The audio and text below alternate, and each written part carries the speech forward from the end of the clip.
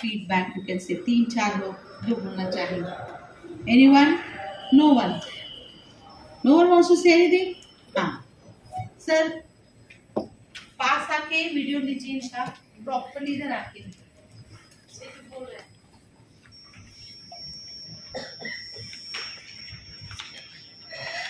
नमस्कार सभी को. आज इतनी सुबह पहली बार उठा हूँ 3:30 बजे, क्योंकि मैं होन्नावर से आ रहा हूँ. कारवार वहाँ पर है. होन्नावर से 3:30 बजे उठकर मैंने बहुत सारे जो सीबीएसई के ट्रेनिंग वगैरह होते हैं मैंने अटेंड किया है उनमें, लेकिन उसमें से ये बहुत अलग है, क्योंकि यहाँ पर सिर्फ नोटबुक के बारे में या वो सीबीएसई का ट्रेनिंग क्या होता है वो सिर्फ बोलते जाते थे और हमें इंक्लूड कम ही करते थे. लेकिन यहाँ पर पहली कक्षा से लेकर 10वीं कक्षा तक कैसे पढ़ाया जाता है और बच्चों से हमें क्या सीखना है, दोनों के बारे में मैम ने बताया. और ये लास्ट की जो एक्टिविटी की थी आपने मात्राओं के बारे में, जैसे कि एक पैराग्राफ देकर उसके अलग अलग मात्राओं के बारे में, ई की मात्रा, ऊ की मात्रा. हम ये जो एक्टिविटी की है अपने 3री कक्षा से लेकर 10वीं कक्षा तक हम ये कर सकते हैं, क्योंकि बच्चों को पहली कक्षा और दूसरी कक्षा में वर्णमाला, 12 खड़ी और मात्राओं के बारे में ज्ञान होता है. इसलिए हम ये जो एक्टिविटी की है वो हम कर सकते हैं. और मैं पहली बार ऐसे ट्रेनिंग मैंने ज्वाइन की है, इसलिए मैं बहुत खुश हूँ. अच्छा,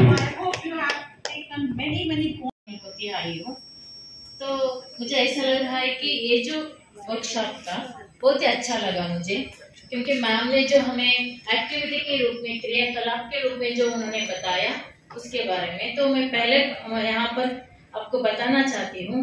हम कक्षा में पढ़ाते समय कैसे आनंद उठाकर लेकर बच्चों को पढ़ा सकते हैं और बच्चों को कैसे हम उत्साह बढ़ा सकते हैं उसके बारे में उन्होंने बताया. इतना ही नहीं, जो कविता किताब में दी गई है उस कविता को गाकर और बच्चों से गवाकर हम कैसे उसको पढ़ा सकते हैं उनके बारे में उन्होंने बताया. और अभिनय द्वारा जो शब्दों से वाक्य कैसे बना सकते हैं, जो ग्रामेटिकली जो व्याकरण से संबंधित जो है ना, कैसे हम उनको कर सकते हैं, गलतियां सुधार सकते हैं, उसके बारे में मैंने बहुत कुछ सीखा. इतना ही नहीं, जो न्यूज़पेपर से या पत्रिका से या कोई लाइब्रेरी में मिलने वाले जो पुस्तक लाकर बच्चों से कैसे उनमें हम रुचि ला सकते हैं वो भी उन्होंने बताया. मुझे लगता है ये सबसे अच्छा शानदार वर्कशॉप था. Thank you. नमस्कार. सबसे पहले मैं मेरी पाठशाला का प्रिंसिपल को शुक्रिया अदा करती हूँ, क्योंकि अच्छा एक अवसर मुझे उन्होंने दिलाया है, नहीं तो मुझे इसके बारे में मालूम नहीं था. हमेशा हमें उड़पी में वर्कशॉप रहता है. हम मेरी आजू बाजू का स्कूल के टीचर्स के साथ, हिंदी टीचर्स के साथ में जाते थे. लेकिन आज मैं 3-4 टीचर्स को कॉल की, उनको इनके बारे में मालूम नहीं था, साथ में जाएंगे करके. फिर भी मैं एचएम से पूछी, मैम किसी को भी इसके बारे में मालूम नहीं, वो भी फर्स्ट स्टैंडर्ड से 8th स्टैंडर्ड तक क्लास है, मैं हाई स्कूल को पढ़ाती हूँ, ज़रूरत है क्या करके. नहीं तुम जाओ, वो प्राइमरी को कैसे सिखाते हैं वो सब इनसे मिलता है करके वो कुछ बताएं. इसलिए मैं सबसे पहले मेरे एचएम को मैं शुक्रिया अदा करना चाहती हूँ. इसलिए वो यहाँ आने के बाद बहुत बुरा लगा मुझे, अकेले आना. कभी भी मैं बैंगलोर अकेले अभी तक आई नहीं. वो बीएड को भी मेरे सहेली के साथ आती थी, नहीं तो भी वैल्यूएशन के भी मेरे अन्य टीचर्स के साथ आती थी. लेकिन अभी आने के बाद है ना, एक अच्छा मौका मैं आज खो जाती थी. इतना बहुत बड़ा लॉस मुझे हो जाता था करके मालूम पड़ा.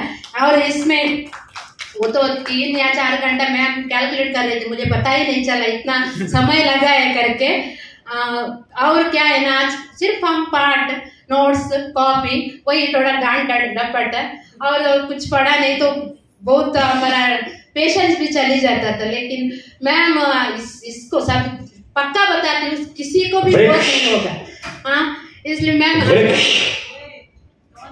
गृह गृह नृत्य वीडियो और